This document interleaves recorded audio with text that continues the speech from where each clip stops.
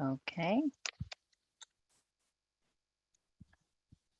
Let's get this one going on. All right. We are streaming on YouTube. It's not live and up yet, but it will be in a second. All right, we are ready to go. Thank you very much, Madam Secretary, and good morning, everyone. It is 9:35 a.m. and I'd like to call to order the meeting of the Rules, Policy, and Industrial Relations Committee of Thursday, July 21, 2022. Before we begin, please note that this meeting is live streamed on YouTube and it's being recorded. Members of the public are encouraged to watch or listen to the meeting on YouTube or by dialing into this telephone number 415-569-6446 for the audio of the meeting. If you'd like to provide public comment at today's meeting, please call 415-569-6446 and let the facilitator know you would like to address the committee. I appreciate everyone's patience as we move through today's meeting. And Madam Secretary, would you please call the roll for us? Thank you. Starting with Director Cochran. Here. Director Conroy is absent. Director Garbarino. Here. Thank you. Director Grosball is also absent. Director Hill.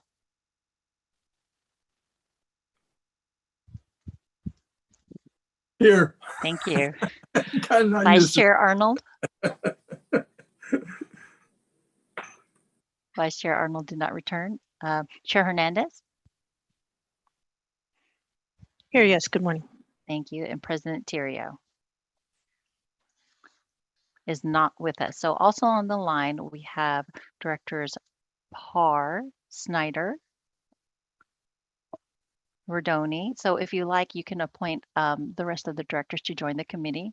We're not quite at the quorum level yet, since we're at 4. So why don't you go ahead and appoint the rest of the members as committee members? For the record, the chair is asking that the remainder of the directors on the call be appointed to this committee for the purposes of today's meeting. Thank you. So we will have them join as pro tem committee members. Thank you. And I'm going to confirm staff. General Manager Dennis Mulligan. Here. Joe Wire. Yes. Eva Barr-Furbish. Present. Thank you. Kim Manolius. Morning again. Morning again. And we also have on the line Madeline Chun. Yes. Thank you. Dave Rivera. Good morning, present. Thank you. Mona Babauta.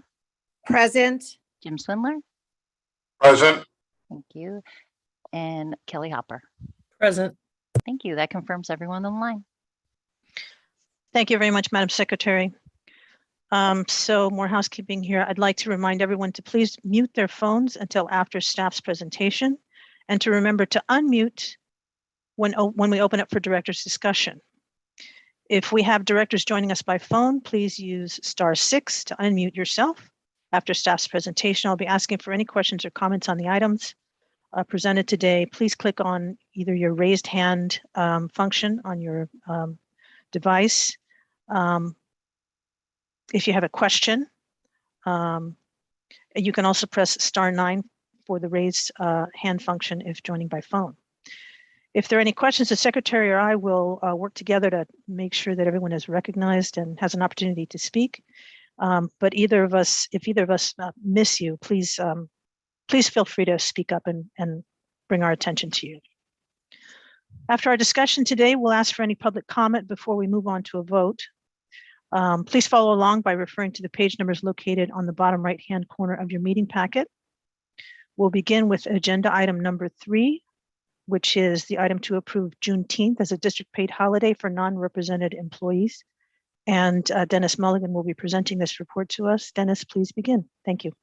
Thank you, Madam Chair. The item before you recommends that you approve the following actions for non-represented employees to be effective January 1, 2023. First, approve the federal holiday of Juneteenth, June 19, as a district-observed paid holiday. Second, reduce the number of annual floating holidays from 2 days to 1 day per year. And third, update applicable district policies accordingly. Full-time, non-represented district employees currently receive 13 paid holidays each year. 11 of these holidays are fixed days and 2 are defined as floating holidays, which can be used at the employee's discretion. Current fixed holidays include New Year's Day, January 1st, Martin Luther King Jr. birthday, which is the 3rd Monday in January, President's Day, the third Monday in February, Cesar Chavez's birthday, March 31st, Memorial Day, the last Monday in May, Independence Day, July 4, Labor Day, the first Monday in September, Veterans Day, November 11, Thanksgiving Day, which is the fourth Thursday in November, the day after Thanksgiving, and Christmas Day, December 25th. On June 17th, 2021, President Biden signed a bill recognizing Juneteenth, the celebration to commemorate the end of slavery in the United States, as a federal holiday. It became the first new national holiday since the creation of Martin Luther King Jr. Day in 1983. Juneteenth celebrates the emancipation of the last enslaved Black Americans. California has yet to adopt Juneteenth as a paid holiday. However, there is state legislation currently working its way through the process that would add Juneteenth to the list of state holidays. The bill, Assembly Bill 1655, has thus far received broad support in the state legislature. In order to align with the new federal holiday, in anticipation of the state's adoption of the holiday, I'm bringing this item forward to you today, seeking your approval to recognize Juneteenth as a district holiday for non-represented employees beginning next year. The item also reduces the number of annual floating holidays from 2 days to 1 day per year. It's important to note that the district revenues from tolls and transit fares are still down about $1 million each week. We're currently using one-time federal COVID relief funding to pay staff. So the proposed action before you avoids increasing expenses by keeping the total number of holidays unchanged at 13. If approved by the board, beginning in 2023, the Juneteenth holiday will fall on June 19th of each year unless it falls on a weekend. Then pursuant to how we handle other holidays, whenever a designated holiday lands on a Saturday, time off with pay is provided on the preceding Friday. When the holiday falls on a Sunday, time off with pay is provided on the following Monday. So with that, I'm available to answer any questions that you might have. Thank you, Dennis. Are there any questions or comments from directors on this item? I see Director Maston. Please go ahead. And then after that, I see Director Snyder. Please go ahead, Director Maston. Thank you. So if I understand the report correctly, the Juneteenth holiday and the reduction of floating holidays from 2 to 1 will not occur for represented employees until it's been negotiated with their unions. Is that correct? That's correct. The holidays for represented employees are covered in the collective bargaining agreements.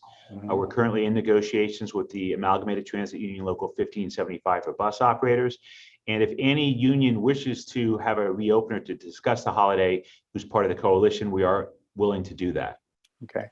So would that be presented as an all units or none implementation? If it'll only happen if all units agree. If somebody says no, we're not interested, it doesn't get implemented.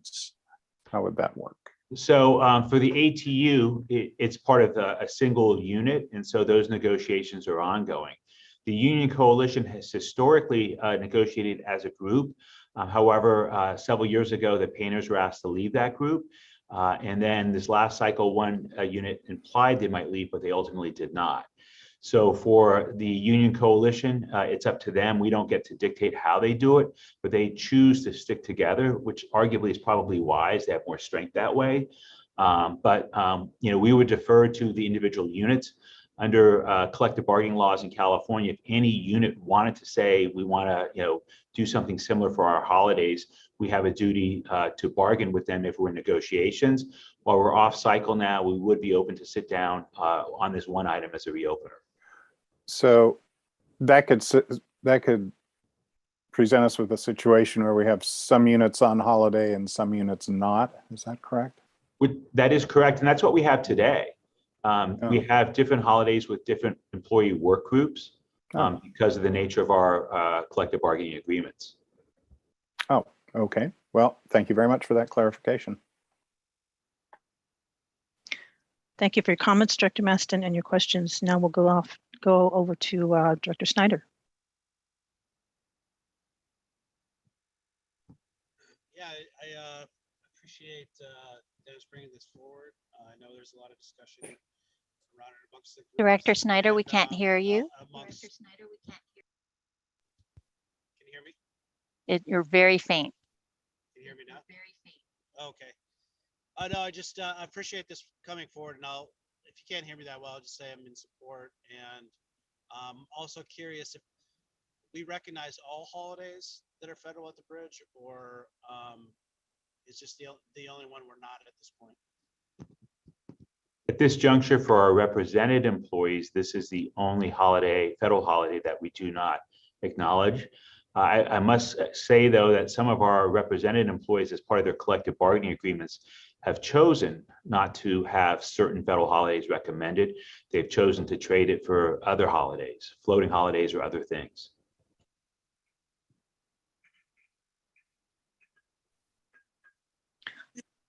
Does that conclude your comment and question, Director Sider? Okay, thank you. Let's see, I see Director Hill, please. Please go ahead. Morning, Bert. Yeah, just a quick question. Now, if SB 1655 passes, does that change at all relative to the unions? No, we're not state employees. I just noted because typically people want to know what the state federal governments do. And so it's just provided as context and background. The genesis of this was, President Biden 13 months ago signing a bill that made this a federal holiday. And arguably we're a little late to come to you, and I apologize for that. Okay, so 1655 only applies to government. State government employees, not local or special districts. Okay, thank you. Thank you, Director Hill. Any other questions or comments on this item? Amaret, are you seeing anything? I see no other hands up. And before we continue, I wanted to correct my mistake. I didn't recognize Director Maston early on, so I want to make sure that he's included in the invitation to join the committee. Thank you for that. Okay. All right, seeing no other comments, I do have a few thoughts and comments on this item. And I hope you all bear with me. So I appreciate the intent here to recognize an important date and to recognize important events in history. And as a woman and as a person of color and as the chair of the Diversity and Equity Committee and as the chair of this committee, I have a certain lens that I'm looking through when I read reports coming out to the board. And there were a few things that came to mind to me when I read this item.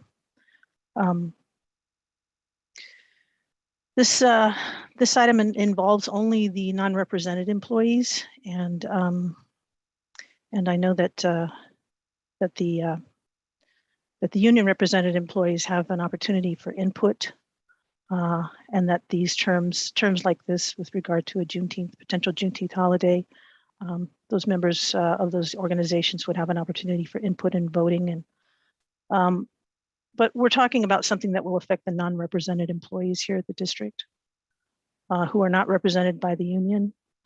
The sole enactment of this policy is in the hands of from this recommendation to the board. And so I think it's even more important for us to be thoughtful about our decisions because these employees don't have a voice. And it's important for us to have good relationships with our employees. Again, while I appreciate the spirit and I think nothing but positive intent in putting this forward to the board for recommendation, putting it forward to the committee first, certainly, but to the board for recommendation. I think there are a couple of things that concern me about it. There are 2 floating holidays and 13 recognized holidays that our non-represented employees enjoy. A floating holiday, I imagine, is pretty important to our employees. There are only 2 of them. Floating holidays can be used to celebrate an important family event, I'm sure they're used to celebrate important religious holidays that are not currently acknowledged or reflected in our standard calendar of events and holidays, and I imagine any number of other reasons. So it's a floating holiday is a floating holiday. The employee has the choice to decide how to use that floating holiday. It's an interesting time in today's world where the question of choice has come to the forefront. And it is uncomfortably ironic for me that, let's see, how can I put this? That evaluating an option to recognize Juneteenth, a day of freedom, we as a district are considering taking away the freedom of our employees to use that important floating holiday in a manner in which they choose. I think that there, an important point was made at the Transportation Committee meeting just prior to this, where, the Advisory Committee on Equity and Diversity we've all recognized that it's an important, there's important work going on there. There's important learning happening. There are important lessons that are taking place on all aspects of district operations. Perhaps this is another item that needs some more discussion and some further evaluation. Perhaps this is an item that can go to the committee, or that can be discussed among the tight group of leadership here at the district, staff and otherwise, who are taking on these issues as to equity.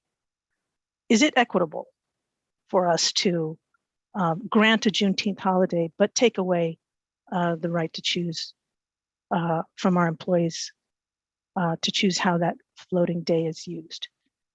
And what are the other potential consequences?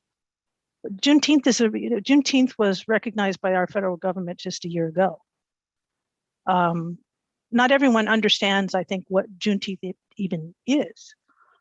What does that mean in terms of how it will play out on the job sites, where one employee may fully appreciate having the day free to do whatever they would like to do, and not have to come into work, where another employee might say, darn it, I'm not making money today because of this Juneteenth thing.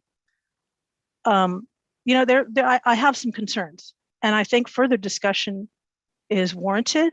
I think there are ways that further discussion and evaluation can happen easily through the structures that are available, again, through the Equity Committee.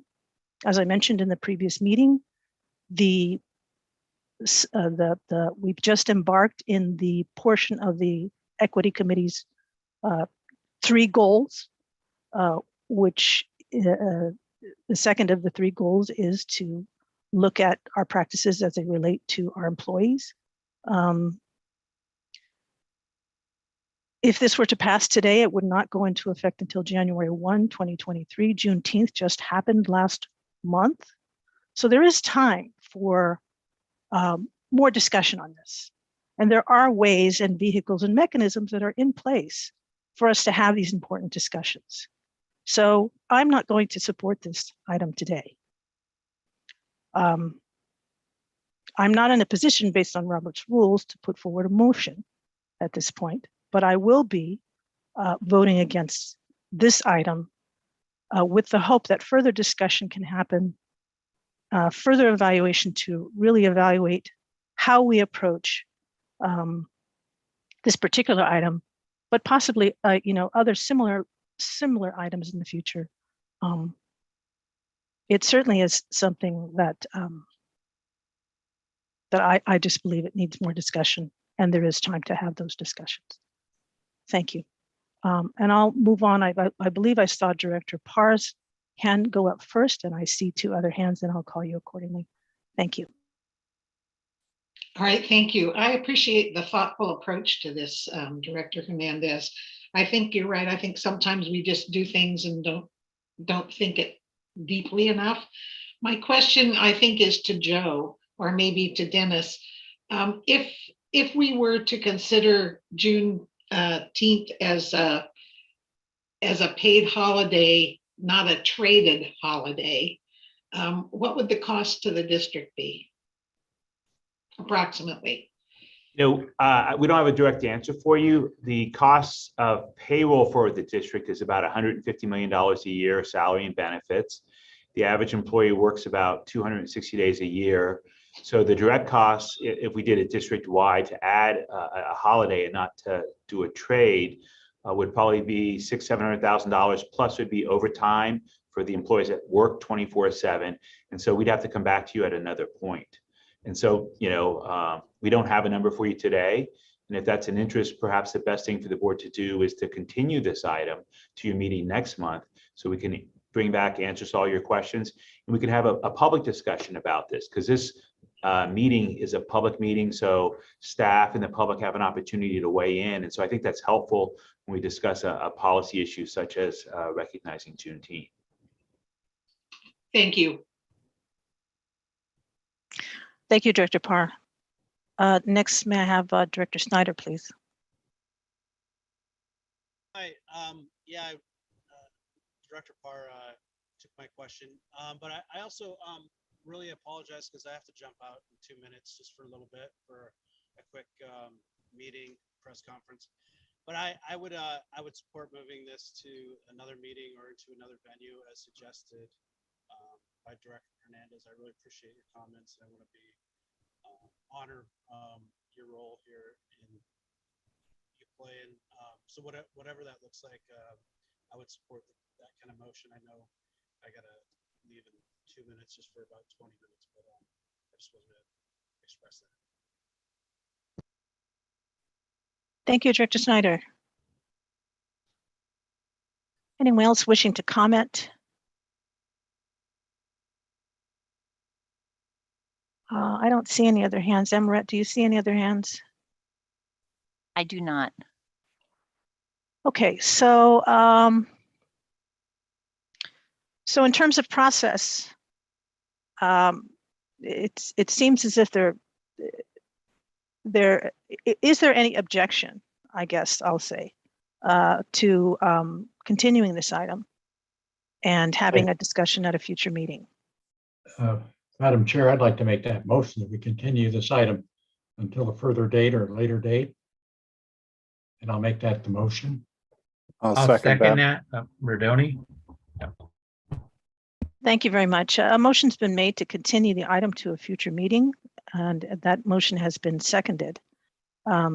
May I have a roll call vote, please, on that item? Amaret, Madam Secretary, could you please assist us with that? Sure, I can do that. Before we do that, can I take public comment really quickly? Absolutely, thank you. So there is a motion now and a second to continue this item to the next meeting. I know we have one speaker, Mr. Pilpel, who would like to speak on this item. So at this time, I'm going to invite him to speak. David? I believe, let me make sure they're to unmute public comment first. David, are you there? Can you hear me now? We can hear you. Thank you. Excellent. Actually, my public comment for rules was under item 4. It wasn't directly related to this item. So if you can come back to me after you take the vote, that would be great. Thanks. Got it. Thank you. We're going to then go into our roll call vote now. So we have a motion. Excuse me, Amaret. Oh, I think our lead counsel has a comment. Yeah. Please go ahead. Thanks. I believe the motion was for a future meeting and not necessarily the next meeting. Right. Thank you very much for that clarification. all right. So then we have a motion on the table to continue this to a future meeting with a first from Director Cochran and a second from Director Rodoni. So we're going to go ahead and do a roll call vote, starting with Director Cochran. Yes. Director Conroy is absent. Director Garbarino? Yes. Director Grossball is still absent. Director Hill, Yes. Vice Chair Arnold is absent. Chair Hernandez, Aye. thank you.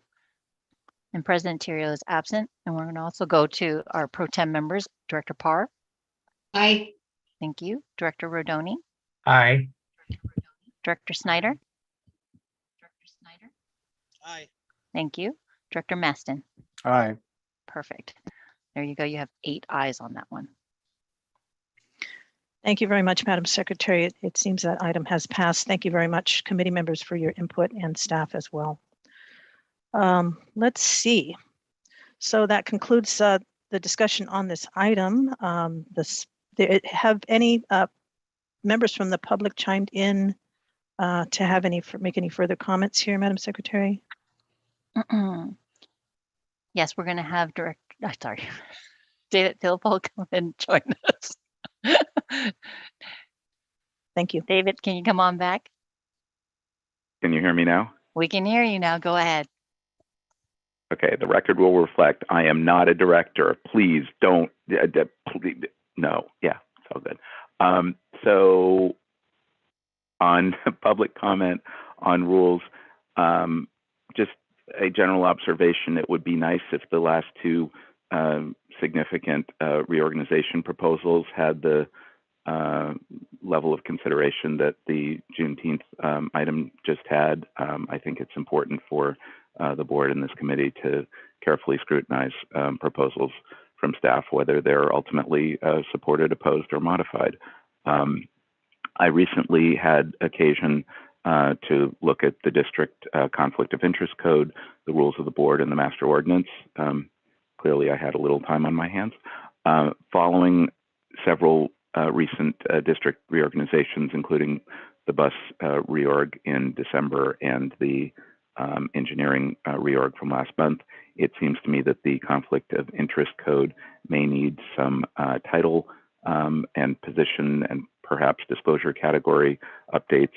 I know there's a process, I think, every 2 years to update the code, and this, I think, is not the year that it gets updated, but perhaps some review can be made through staff and the attorneys as to appropriate positions in the new structure and their disclosure categories, and some interim response can be given about what those changes involve prior to a formal update of the code, which I believe would happen next year under the regular cycle. Anyway, that's my thought on the conflict of interest code, and that concludes my comments for rules this morning. Thanks. Thank you very much, Mr. Pilpel, for your comments. We always appreciate them.